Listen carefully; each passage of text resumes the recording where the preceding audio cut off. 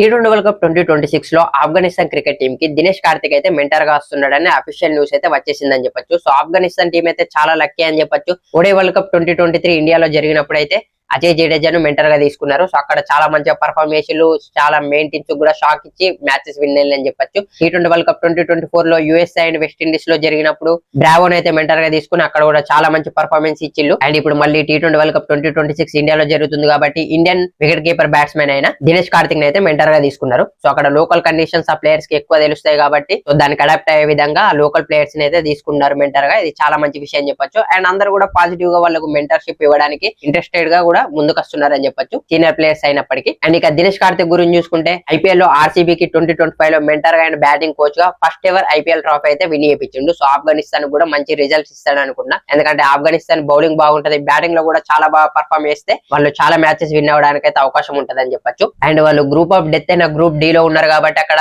England and New Zealand లాంటి tough teams కూడా ఉన్నాయి వాళ్ళకి టాప్ 8 క్వాలిఫై అవ్వడానికి. దినేష్ కార్తిక్ బ్యాటింగ్ టిప్స్ గానీ మెంటర్షిప్ గానీ వీళ్ళకి చాలా బాగా హెల్ప్ అయ్యే అవకాశం ఉంది. సో ఈ న్యూస్ గురించి మీరేమనుకున్నారో కింద కామెంట్ చేయండి. అలాగే నెక్స్ట్ వచ్చే క్రికెట్ అండ్ ఐపీఎల్ వీడియోస్ కోసం తప్పకుండా మన పేజ్ అయితే ఫాలో అయిపోండి.